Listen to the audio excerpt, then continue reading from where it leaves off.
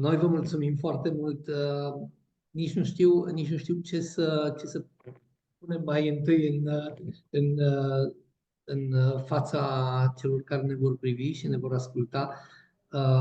Poate că esențial e faptul că sper ca toată lumea să înțeleagă că România stă bine din punct de vedere al participării la ce se întâmplă în domeniul standardizării la nivel internațional, să înțeleagă că suntem bine reprezentați și chiar avem exemple apropiate nouă despre felul ăsta, cum să spun, serios, profesional prin care ne reprezentăm în afară, despre faptul că ASRO e un organism proactiv, dar și reactiv în același timp, lucru care nu e ușor, în sensul că participă la elaborarea noilor standarde, dar și repede face ca ele să fie posibile și la îndemână în piața din România.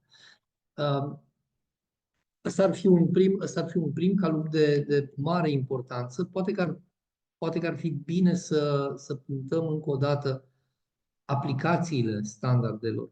În speță, aici, cred că este esențial să ajungem la maturitatea ca în documentațiile tehnice, fie că e caiet de sarcini, fie că este o documentație anexă pentru un proiect, indiferent despre ce fel de documentație tehnică vorbim, să încercăm să venim la după anii 2010-2015 și să nu fim înțepeniți în 1978-1984. Am văzut și standarde dinainte de cutremur, de 1977 utilizate. Lucrurile pur și simplu pot fi ușor aduse la zi. Avem cu toții, noi, toți românii, o echipă excelentă la ASRO.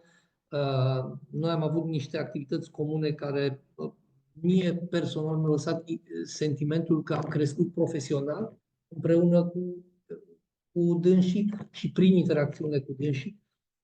Sper că sentimentul ăsta sau de sentimentul ăsta să fie interesați cât mai mulți ingineri proiectanți, cât mai mulți arhitecți, cât mai mulți beneficiari, și aici spunem echipe tehnice ale primăriilor, fie că e vorba de comune, orașe, municipii, consilii județene, fie că e vorba de echipe tehnice a unor ministere sau unor secretariate de stat care iau decizii până la urmă pentru noi și direcționează lucrurile într-una sau într-o direcție sau într-o altă direcție. Deci ăsta ar fi al doilea element esențial cu care am rămas și al treilea element esențial pe care și domnul profesor Horațiu Vermeșan și noi, colegii de la ANAS, care lucrăm destul de frecvent cu studenții, îl tot repetăm, importanța ca studenții să crească și să se formeze într-o matrice bazată pe mentalitate de standardizare, mentalitate bazată pe standard, hai să spunem așa. De ce vă spun asta? Vă spun asta pentru că de prea multe ori și în prea multe locuri, în munca noastră de zi cu zi, întâlnim teama de a utiliza standarde pe considerente economice. Dar ce mă fac dacă pun standardul ăla? Și foarte bine doamna Simeon a subliniat lucrul ăsta.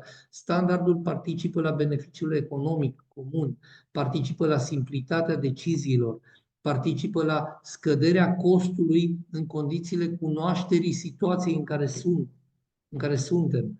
Iar lucrurile astea trebuie doar luate.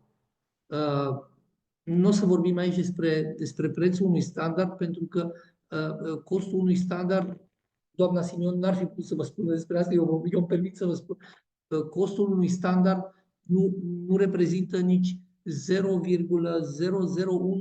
din beneficiile pe care le aduce. Cum să spun, nu e o decizie financiară să cumpărăm un standard, e o decizie de economie să cumpărăm ăsta. Un standard de o investiție, nu un cost. Și pentru cei care vor asculta și vor, schimba în bine atitudinea tehnică vis-a-vis de ce se întâmplă, e un câștig. Eu sunt sigur că generațiile de studenți care vor veni vin cu o altă bază informațională, având acces la informație altfel decât, hai să spunem, noi, în perioada noastră de formare, și că România va fi bine. Sunt optimist, suntem optimiști, lucrurile arată bine și spunem așa din partea ANAZ, încă o dată vă mulțumim foarte mult. Virgil Vițani, numele meu, eu sunt de profesie inginer și lucrez pentru ANAZ ca și, să spunem, lector de cele mai multe ori sau ca și consultant tehnic atunci când e nevoie de un pic de sprijin. Muncesc de mai bine de 10 ani în domeniul metalurgiei zincului. Viața mea profesională se leagă și de o fabrică de zincare, deci puteți să ne adresați întrebări și dacă nu le știm cumva, avem pe cine întreba. Vă mulțumim foarte mult. Cam asta e pentru astăzi și vă așteptăm și la următoarele noastre workshop-uri. Mare drag! Cele bune!